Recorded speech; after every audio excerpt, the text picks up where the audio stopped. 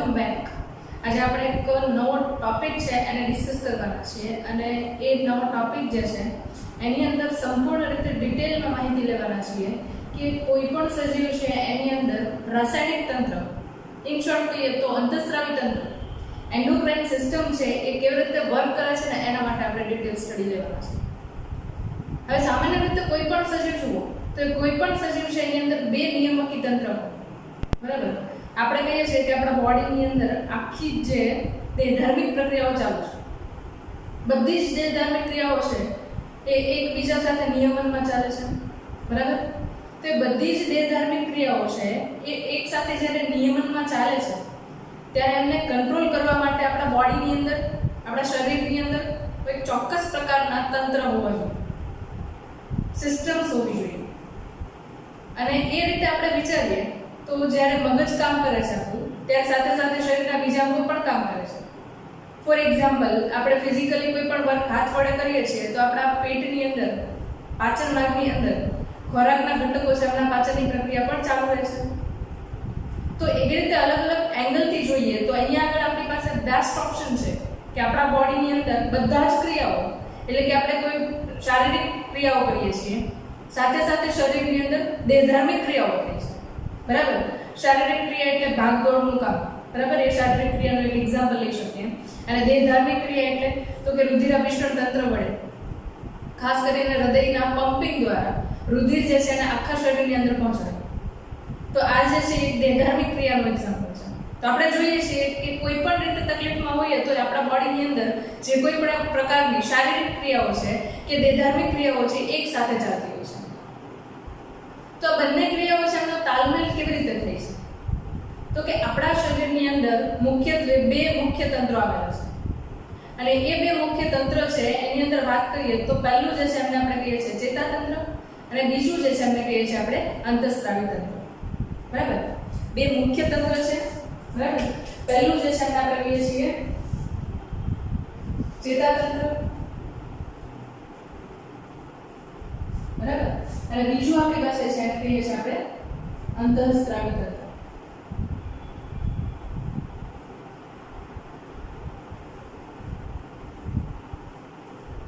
બરાબર. આ બે મુખ્ય તંત્ર જે છે આપણા શરીરની અંદર થતી બધી જ ક્રિયાઓ છે એમનું નિયમન કરવાનું કાર્ય કરે છે.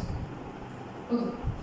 હવે આ બે તંત્ર જે છે એની અંદર ખાસ વાત કરીએ તો ચેતાતંત્ર છે એની અંદર બે ભાગ સમાવીએ છીએ આપણે, મધ્યસ્થ ચેતાતંત્ર અને પરિવર્તી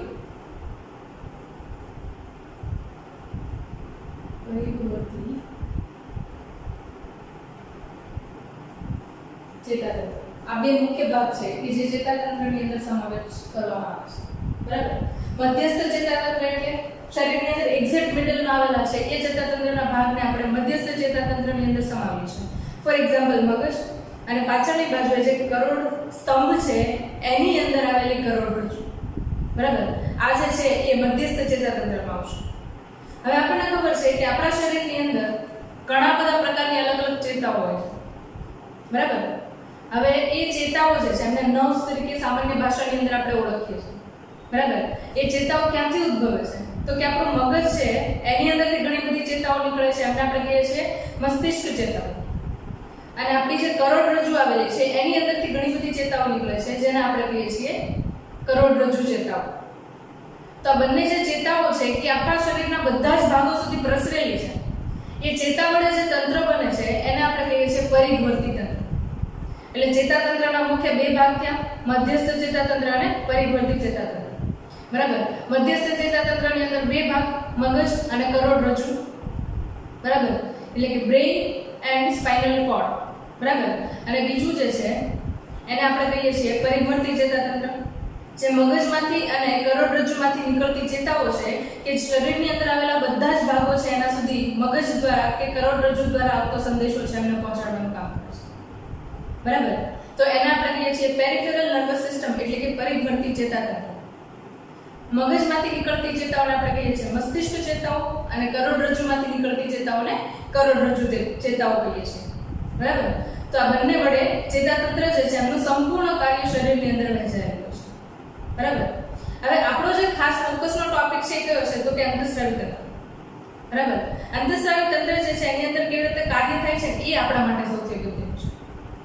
તો એ જે છે એને થોડું ફોકસમાં લઈએ. બરાબર. ઓકે. હવે અંતઃસ્રાવી તંત્ર નો અભ્યાસ કરતી શાખા છે એને સૌથી પહેલા આપણે નામ આપીએ છીએ એન્ડોક્રાઇનોલોજી. શબ્દ યાદ રાખજો. ઇંગ્લિશમાં અંતઃસ્રાવો છે એમને હોર્મોન્સ કહેવાય છે.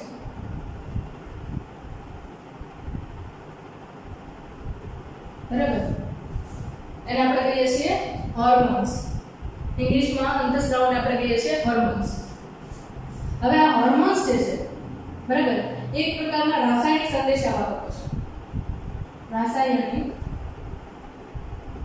સંદેશાવાહકો.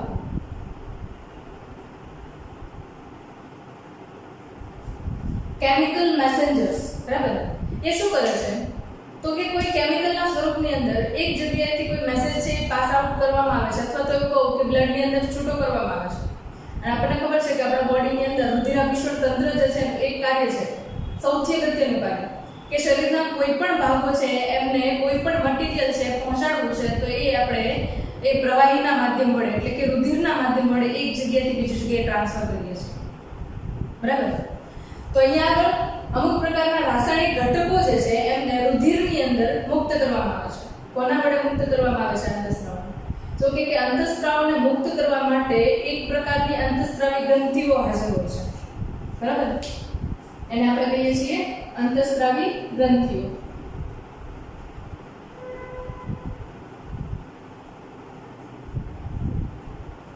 અંતઃસ્રાવી ગ્રંથિઓ એટલે આપણે એને કહીએ છીએ એન્ડોક્રાઇન. ઇંગ્લિશમાં કહીશું આપણે એને એન્ડોક્રાઇન ગ્લેન્ડ્સ. ઓકે. અંતઃસ્રાવી ગ્રંથિઓ છે એમની અંદરથી આવતા રાસાયણિક ઘટકો છે એમને આપણે શું નામ આપીએ છીએ તો કે એમને આપણે નામ આપીએ છીએ રાસાયણિક સંદેશાવાહકો એટલે કે હોર્મોન્સ. બરાબર. ઓકે. હવે આ રાસાયણિક સંદેશાઓ જે છે એ એક જગ્યાએ બીજી જગ્યાએ ટ્રાન્સફર થાય છે.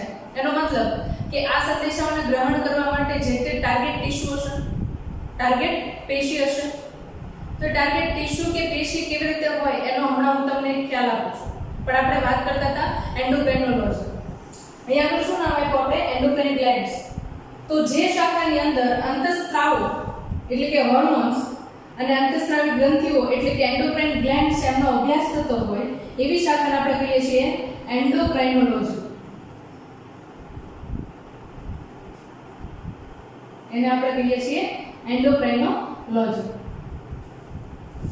બરાબર. અંતઃસ્રાવ વિદ્યા. બરાબર. તો એન્ડોક્રાઇનોલોજી જે છે એની અંદર આપણે મુખ્યત્વે આ બે પાર્ટ છે એમને ડિટેલમાં સ્ટડી કરીએ છીએ.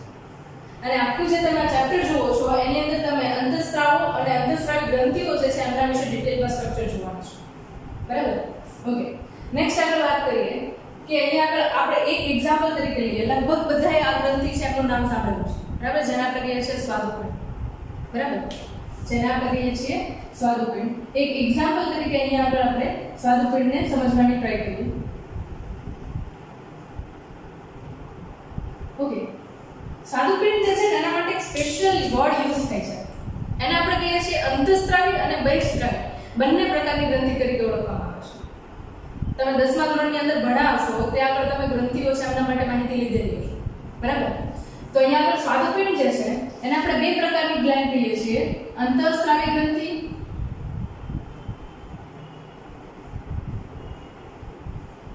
અને બીજું એને નામ આપીએ છીએ આપણે બહિઃસ્રાવી ગ્રંથિ. ગુજરાતીમાં અંતઃસ્રાવી છે એને ઇંગ્લિશમાં કહીએ તો એન્ડોક્રાઇન ગ્લેન્ડ્સ. બરાબર. અને આને આપણે કહીશું બહિઃસ્રાવી ગ્રંથિ એટલે એક્ઝોક્રાઇન ગ્લેન્ડ. બરાબર. ઓકે. સૌથી પહેલા બંને વસ્તુ છે એનો મતલબ આપણે સમજવો પડે. એના પછી આપણે અંતઃસ્રાવી ગ્રંથિઓ છે એના માટે વાત કરીશું. બરાબર. તો પહેલા વાત કરીએ કે અંતઃસ્રાવી ગ્રંથિ અને બહિઃસ્રાવી ગ્રંથિ તરીકે બંનેમાં શું તફાવત છે. બરાબર. તો બંને છે એના પોઈન્ટ છે આપણે નોટ ડાઉન કરતા જઈએ. પહેલો પોઈન્ટ જોઈએ તો અંતઃસ્રાવી ગ્રંથિ છે એ નલિકા વિહીન છે.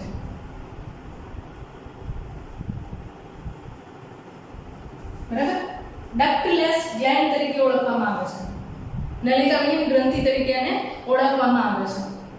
ડક્ટલેસ ગ્લેન્ડ તરીકે એને ઓળખવામાં આવે છે. તો અહીંયા આગળ બહિસ્ત્રાવી ગ્રંથિ છે એ નલિકાયુક્ત ગ્રંથિ છે.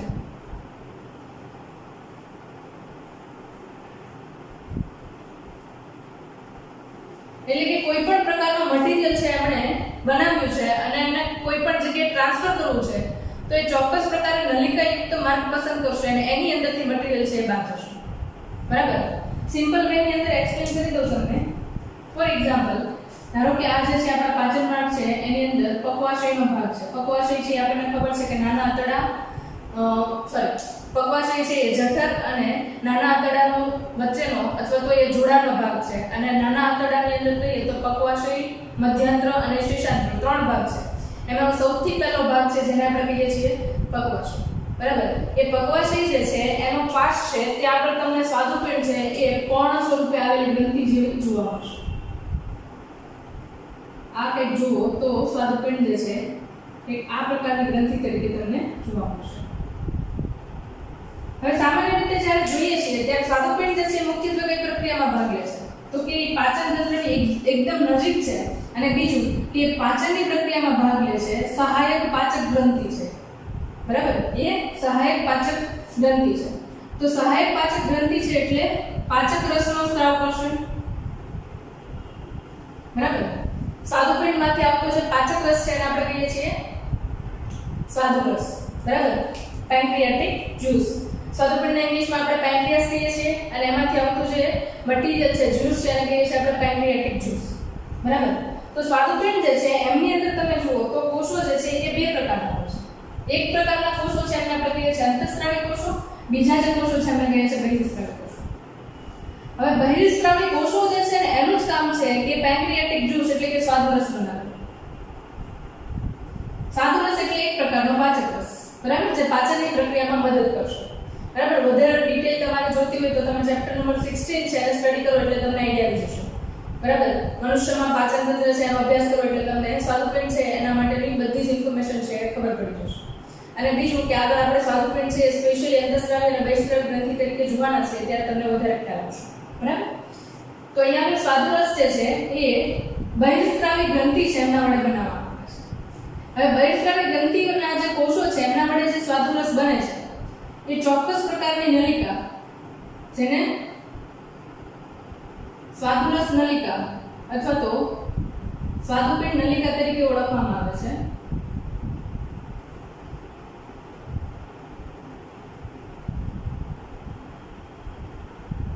એમના વડે એ બધું જ મટીરીયલ છે એટલે કે સ્વાદુરસ છે એ નલિકામય માર્ગ ના મારફતે પાચન માર્ગની અંદર ઠાલવવામાં આવે છે. બરાબર.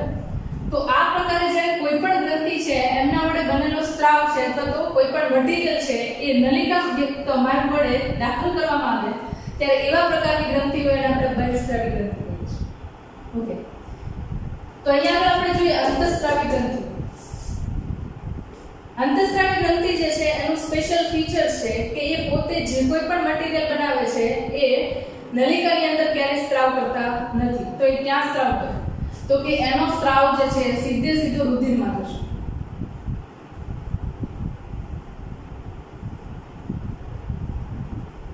બરાબર. એનો સ્ત્રાવ છે એ સીધો ક્યાં જશે રુધિરની અંદર.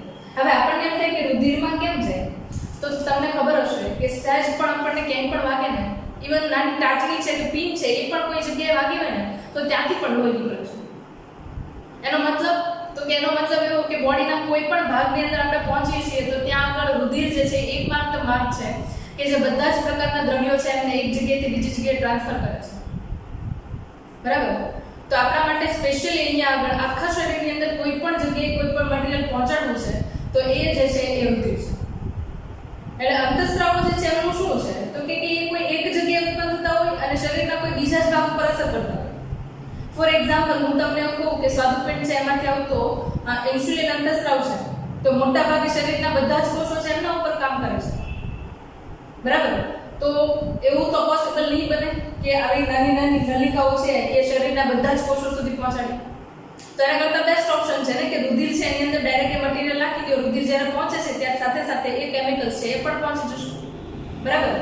એટલે અહીંયા આગળ અંતઃસ્રાવી ગ્રંથિ છે એમના વડે સ્ત્રાવ થતા અંતઃસ્રાવ હોર્મોન્સ જે છે એમના વહન માટેનો માર્ગ કયો છે તો કે રુધિર છે. અને અહીંયા આગળ તો કે નલિકાઓ જે છે એ વહન માટેનો માર્ગ છે. બરાબર છે. હવે અહીંયા આગળ તમે જુઓ તો સ્વાદુપિંડ જે છે એ પણ એક પ્રકારનો અંગ છે.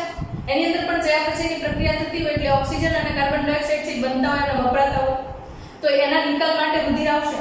જ્યારે રુધિરની વાહિનીઓ જે છે અહીંયા આગળ હાજર હશે ત્યારે સ્વાદુપિંડ છે એમના અંતઃસ્રાવી કોષો જે છે એમના વડે બનેલું મટીરીયલ છે એટલે કે હોર્મોન્સ જે છે એમને સીધા રુધિર વાહિનીની અંદર ભેળવી દેવામાં આવશે. બરાબર. તો આ પ્રકારે અંતઃસ્રાવી ગ્રંથિ અને બહિઃસ્રાવી ગ્રંથિ જે છે એમને આપણે અલગ કરીશું. બરાબર. સ્પેશિયલી કહીએ તો બહિઃસ્રાવી ગ્રંથિ છે એમનો સ્ત્રાવ જે છે એ કોઈ પણ અંગના પોલાણમાં જશે. ફોર એક્ઝામ્પલ અહીંયા આગળ તમે જુઓ છો કે સ્વાદુપિંડ છે એ બહિઃસ્રાવી ગ્રંથિ છે તો એમના વડે ઉત્પન્ન થયેલો કોઈ પણ સ્ત્રાવ છે એ પક્વાશય છે એ એક અંગ છે જે પોલું છે વચ્ચેની બાજુએ જગ્યા ધરાવે છે તો એ અંગના પોલાણમાં જશે. બરાબર. જ્યારે અંતઃસ્રાવી ગ્રંથિ છે એમનો જે કોઈ પણ સ્ત્રાવ છે એ ક્યાં જશે તો કે સીધો રુધિરમાં જશે. બરાબર. હવે અંતઃસ્રાવો જે છે એમના માટેની વાત કરી લઈએ. હવે આઈ થિંક બહિઃસ્રાવી એટલે કે એક્સોક્રાઇન અને એન્ડોક્રાઇન ગ્લેન્ડ છે એના માટેની તમને ચોક્કસ રીતે માહિતી મળી ગઈ છે. બરાબર. હવે સ્પેશિયલી ફોકસ કરીએ અંતઃસ્રાવ ગ્રંથિ છે એમના અંતઃસ્રાવ ઉપર. હવે અંતઃસ્રાવો જે છે એક સ્પેશિયલ ટાઈપના મેસેન્જર છે એવું કીધું મેં. બરાબર. હવે એની અસર જે છે ને તમને ઘણા બધા અલગ અલગ ટાઈમ મુજબ અથવા તો અલગ અલગ રાસાયણિક સંયોજનો છે એટલે કે અંતઃસ્રાવો છે હોર્મોન્સ છે એના અકોર્ડિંગ અલગ અલગ જોવા મળે.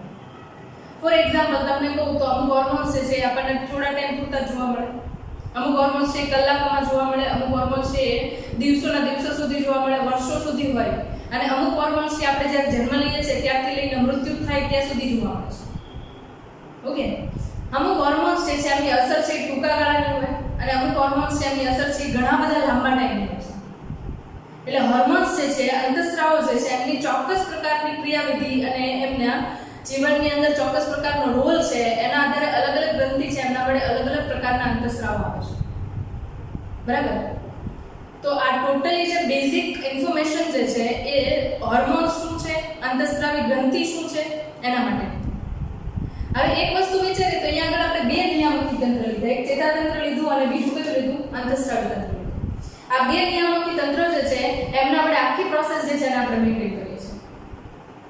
બરાબર. ચેતાતંત્ર જુઓ ને તો એ એકદમ ફાસ્ટેસ્ટ વર્ક કરે છે. બરાબર. સેકન્ડના હજારમાં ભાગની અંદર એક જગ્યાએથી બીજી જગ્યાએ સંદેશો છે ટ્રાન્સફર થઈ જાય. ફોર એક્ઝામ્પલ મને અહીંયા આગળ પિન વાગે છે. બરાબર. અને હું જોઉં છું કે અહીંયા પિન વાગે છે.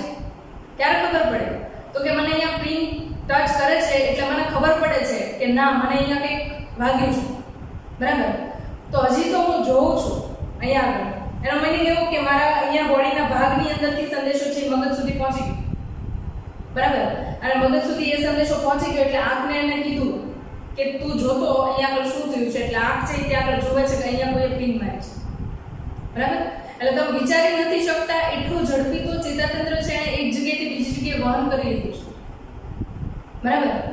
તો આ જે છે એક પ્રકારે જોઈએ તો ફાસ્ટેસ્ટ વર્કિંગ સિસ્ટમ છે. તો બોડીની અંદર બીજી સિસ્ટમ છે કેવી છે તો કે લાંબા સમય સુધી અસર કરે એવી અને ધીમી પ્રક્રિયા દર્શાવે એવી એ છે અંતઃસ્રાવી તંત્ર. એટલે ઝડપી અને ફાસ્ટ ઝડપી અને સ્લો આ બંનેનું કોમ્બિનેશન છે અને એના વડે આખા બોડીની અંદર થતી દેહધાર્મિક ક્રિયાઓ બધી જ ફિઝિયોલોજિકલ પ્રોસેસ જે છે એનું મેન્ટેનન્સ થાય છે. અને આ ચેપ્ટરની અંદર ટોટલી આપણે અંતઃસ્રાવી ગ્રંથિઓ છે એમના ઉપર ફોકસ કરવાના છે. બરાબર. ખાસ કરીને જોઈએ તો આપણે મનુષ્ય છે એમની અંદર અંતઃસ્રાવી ગ્રંથિ છે એમના માટે વાત કરીએ તો 3 ફ્લોરની અંદર આપણે એને ડિવાઇડ કરીએ.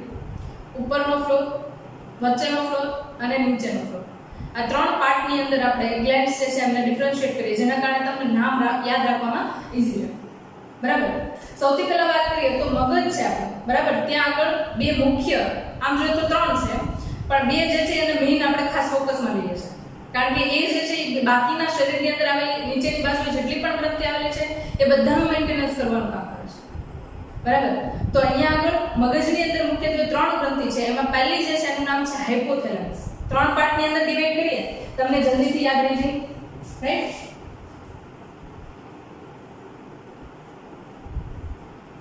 મનુષ્યમાં અંતઃસ્રાવી ગ્રંથિ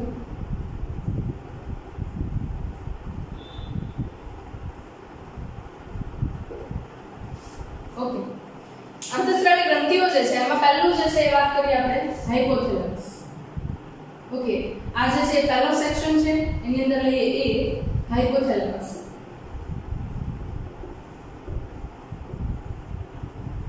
બરાબર હાઇપોથેલેમસ એ સ્પેશિયલ ટાઈપના રિલીઝિંગ અને ઇનહિબિટિંગ પ્રકારના હોર્મોન્સ આપશે રિલીઝ કરવું એટલે મુક્ત કરવું અને ઇનહિબિટ કરવું એટલે અટકાવવું એટલે કોઈ પણ પ્રકારના અંતઃસ્રાવ શરીરના બીજા અંતઃસ્રાવી અંગો વડે મુક્ત થાય છે તો એ મુક્ત થશે અને બંધ થશે એ પ્રક્રિયાનો કંટ્રોલ છે એ મોટા ભાગે હાઇપોથેલેમસ છે એમના વડે થશે એની અંદરથી આવતા બે અંતઃસ્રાવ કયા કીધા આપણે એને રિલીઝિંગ અંતઃસ્રાવો એટલે કે RH અને ઇનહિબિટિંગ અંતઃસ્રાવો એટલે કે IH releasing hormone and inhibiting hormone આ બંને જે છે એમના આધારે આપણે એનાલિસિસ કરીશું બીજી જે સૌથી અગત્યની ગ્રંથિ છે ઉપરના ફ્લોર ઉપર મગજના પાર્ટની અંદર એ જે છે એને આપણે કહીએ છીએ પિટ્યુટરી ગ્લેન્ડ પિટ્યુટરી ગ્રંથિ પિટ્યુટરી ગ્રંથિ જે છે હાઇપોથેલેમસ છે એમના વડે ઘણા બધા પ્રકારે રિલીઝિંગ અને ઇનહિબિટિંગ હોર્મોન્સ એમનો સંદેશો મેળવશે અને એના આધારે આગળ વર્ક કરશે એના પછી આવે છે પિનિયલ ગ્રંથિ બરાબર તો આ ત્રણ જે છે એ મગજની અંદર આવેલી હોય એવા પ્રકારની ગ્રંથિ થઈ અને ત્રણેય ગ્રંથિ જે છે એ સૌથી અગત્યની છે કે જે શરીરની અંદર આવેલી બાકીની ગ્રંથિ છે એમના ઉપર કંટ્રોલ રાખશે બરાબર યાદ કરીએ ફરીથી એકવાર હાઇપોથેલેમસ પિટ્યુટરી અને પિનિયલ આ ત્રણ ગ્રંથિઓ છે મગજના ભાગની અંદર આવેલી છે બરાબર ઓકે એના પછી જે બીજો ભાગ છે પાર્ટ 2 જે છે આ વચ્ચેનો ફ્લોર જે કહીએ છે બરાબર એક્ઝેક્ટલી લ્યો તો થ્રોટ રીજન એટલે કે ગળાનો ભાગ છે ત્યાંથી લઈને નીચેનો તો બ્રેસ્ટ બરાબર એટલે કે છાતીનો ભાગ છે ત્યાં સુધીમાં જે ગ્રંથિઓ આવેલી છે તો ત્યાં આગળ પણ ત્રણ ગ્રંથિઓ આવેલી છે A B C પહેલી જોઈએ આપણે થાઇરોઇડ નામ બધાએ સાંભળેલું છે થાઇરોઇડ એક ચોક્કસ પ્રકારનો અંતઃસ્રાવ છે એ ઉત્પન્ન કરશે જેને કહીએ છીએ આપણે થાઇરોક્સ બીજું જે છે એ આપણી પાસે છે અહીંયા આગળ પેરાથાઇરોઇડ પેરાથાઇરોઇડ જે છે થાઇરોઇડની ઉપર જ ગોઠવાયેલી છે બરાબર પણ ચાર અલગ અલગ સેક્શનની અંદર બે લોબમાં અલગ અલગ થાઇરોઇડની અંદર ગોઠવાયેલી છે જે આગળ પાછળ આપણે ડિટેલમાં જોશું અને ત્રીજી જે છે સી જે છે એ અહીંયા આગળ આવશે થાઇમસ ખાસ કરીને આપણી રોગ પ્રતિકારક ક્ષમતા સાથે સંકળાયેલ છે આપણે હંમેશા નામ સાંભળીએ છીએ ને બી કોષો અને ટી કોષો બરાબર શ્વેત કોષો છે એની અંદર મુખ્યત્વે બી કોષો અને ટી કોષો એવા બે નામ સાંભળીએ છીએ મારા ટી કોષો જે છે એ બને છે આપણા અસ્થિમજ્જામાં પણ પુખ્ત થવા માટે અથવા તો વિભેદિત થવા માટે ક્યાં આવે છે તો કે થાઇમસ ગ્રંથિની અંદર આવે છે એટલા માટે એને આપણે ટી કોષો તરીકે ઓળખીએ છીએ બરાબર ડિટેલમાં વાત પાછા આપણે આગળ કરવાના છીએ અને ત્રીજી જે આપણે વાત કરવાના છીએ ત્રીજો ભાગ છે થર્ડ ફ્લોર બરાબર એની અંદર જોઈએ તો ત્રીજી ગ્લેન્ડ તરીકે અહીંયા પહેલા જોઈએ A સ્વાદુપિંડ B એડ્રિનલ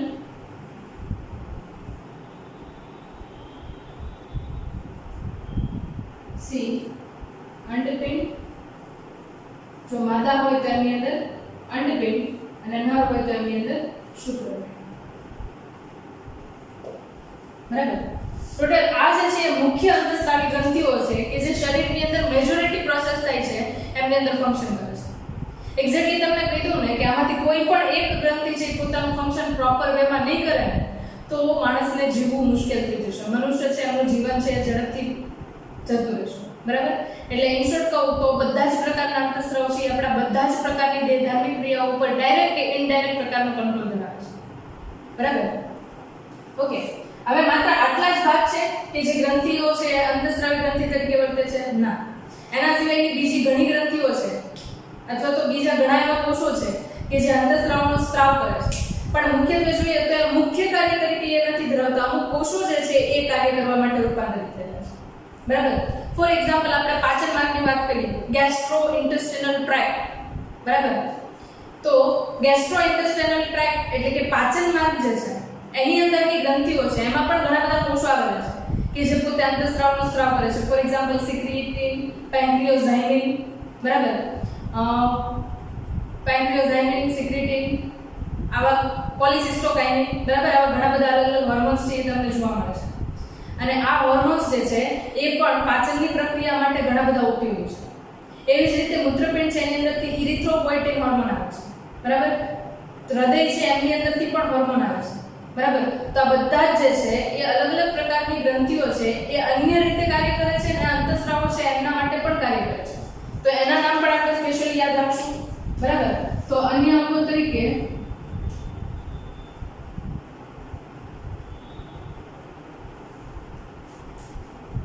અહીંયા આગળ આવશે મૂત્રપિંડ, ગેસ્ટ્રોઇન્ટેસ્ટિનલ ટ્રેક્ટ એટલે કે પાચન માર્ગ,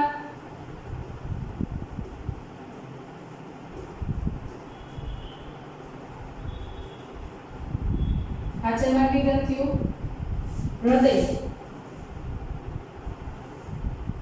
એટ્રિયલ નાઇટ્રિગ્યુરેટિક ફેક્ટર એવા પ્રકારનો એક અંતઃસ્રાવ છે એ મુક્ત કરે છે. મૂત્રપિંડ, પાચન માર્ગ, હૃદય, બરાબર. ઓકે, આ જે છે એ મુખ્ય છે કે જે અંતઃસ્રાવ છે એ એના ઉપરાંત ઉત્પન્ન કરે છે, બરાબર. તો આ લેક્ચર જે છે એની અંદર મનુષ્યની અંદર આવેલા જે કોઈ પણ અંતઃસ્રાવી ભાગો છે એમના માટે આપણે વાત કરી, બરાબર. અને અંતઃસ્રાવી ગ્રંથિ અને બહિઃસ્રાવી ગ્રંથિ કોને કહેવાય એના માટેની આપણે વાત કરી, રાઈટ. આના ઉપરાંત અંતઃસ્રાવી તંત્ર અને ચેતાતંત્ર છે બંને કેવી રીતે એકબીજા સાથે કોઓર્ડિનેશન ધરાવે છે, સંકલન ધરાવે છે એના માટે વાત કરી. નેક્સ્ટ લેક્ચરની અંદર આપણે પર્ટિક્યુલર કોઈ પણ ગ્રંથિ છે એના માટે આપણે ડિસ્કસ કરશું. મોસ્ટ પ્રોબેબલી પહેલા હાઇપોથેલેમસ છે એને આપણે ડિસ્કસ કરવાના છે, બરાબર. તમને આમાં કોઈ પણ વસ્તુ નહીં સમજાણી હોય તો નેક્સ્ટ લેક્ચર્સ માટે રાહ જોજો, કારણ કે આ લેક્ચર જે છે એની અંદર મેં બધું કમ્બાઈન કરીને તમને અંતઃસ્રાવ શું છે એ સમજાવવા માટેની ટ્રાય કરી છે. છતાં પણ તમને કોઈ પણ ટાઈપનો ડાઉટ રહી જતો હોય તો નીચે કમેન્ટ બોક્સની અંદર ક્વેશ્ચન કરી શકો છો, બરાબર.